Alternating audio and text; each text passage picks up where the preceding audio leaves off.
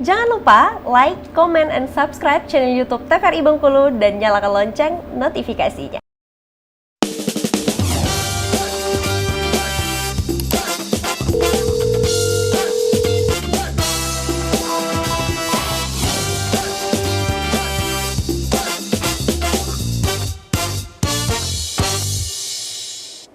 Baik, terima kasih pemirsa, masih di Dokter Kita TVRI Bengkulu bersama Kita Sehat tentunya, dan masih bersama saya Khairul Fahmi dan juga Dokter Bella, dan kita masih membahas tentang tema tentang yang namanya artritis atau peradangan sendi ya. Terakhir kita batas mana tadi, Dok?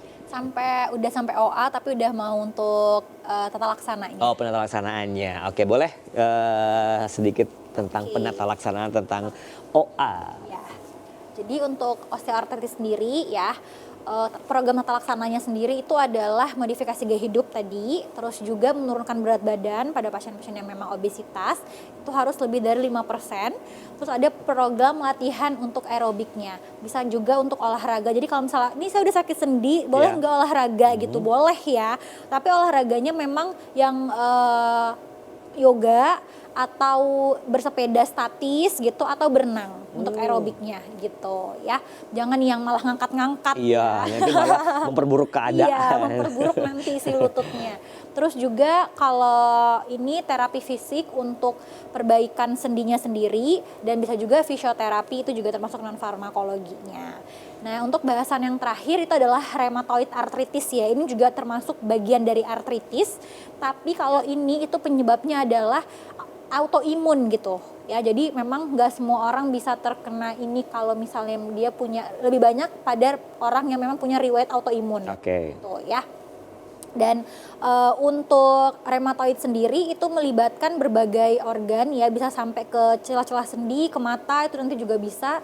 Terus dia ini juga kronik dan progresif. Nah, untuk rheumatoid arthritisnya sendiri itu ada 2 juga ya jenisnya.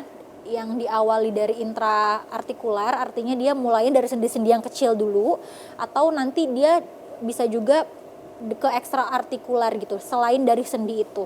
Misalnya pada kulit nanti akan ada namanya nodul rematik gitu ya. Terus juga pada mata nanti matanya akan kemerahan, terus juga nyeri gitu. Itu bisa juga karena adanya dari rheumatoid arthritis ini sendiri gitu. Bahkan bisa ke jantung atau nanti jadinya perikarditis, tapi itu sangat jarang ya. Nah, untuk rheumatoid arthritis sendiri ini dia juga nyerinya pada sendi-sendi kecil seperti jari-jari, dan kaku pada pagi hari juga. Bedanya biasanya kalau pada OA tadi itu kaku pada sendi yang gede, kurang dari 30 menit ya di pagi hari. Tapi kalau misalnya rheumatoid arthritis sama-sama di pagi hari, biasanya dia lebih dari 60 menit. Jadi nyerinya itu lebih bertahan lama. Untuk diagnosisnya ya, jadi ada namanya kriteria ACR ya. Kalau dia kriteria 1-3 ya, yang dia berlangsung minimal sama 6 minggu, itu diagnosisnya kalau kita dapat 4 dari 7 ini gitu.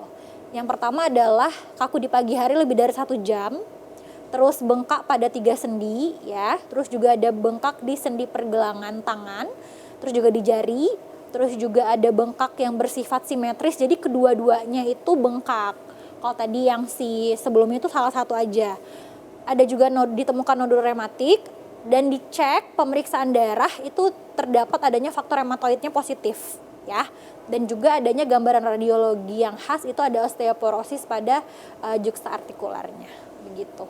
Nah, ini ya yang menjadikan rheumatoid itu jadi khasnya itu adalah swan neck deformity gitu. Jadi kayak si jarinya itu kayak leher angsa. Itu karena dari proses autoimunnya tadi begitu. Jadi kalau misalnya tangannya memang dia bengkak tapi dia mengarah udah kayak bengkok, dan ini dia nggak bisa kembali lagi ya kalau udah kayak gini ya. Udah sulit gitu untuk kembali lagi kalau dia udah ke tahap deformitas ini gitu. Jadi nanti tangannya akan seperti ini bentuknya, kayak leher angsa, namanya swan neck gitu. Nah, di radiologi pun juga terlihat untuk gambaran-gambaran dari swan neck-nya. Nah, terus untuk tata laksananya gimana nih kalau rheumatoid ya? Itu adalah kita harus menekan proses inflamasinya. Terus kita harus kurangi rasa nyerinya dan mencegah supaya deformitasnya ini jangan sampai memberat gitu. Karena nanti lama-kelamaan dia nggak bakal bisa bergerak jari-jarinya gitu. Ya jangan dibiarkan.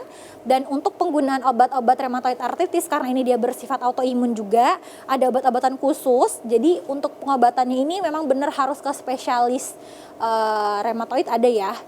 Ke penyakit dalam dulu, nanti ada subnya lagi. Terus berobatnya harus minum obat yang secara teratur.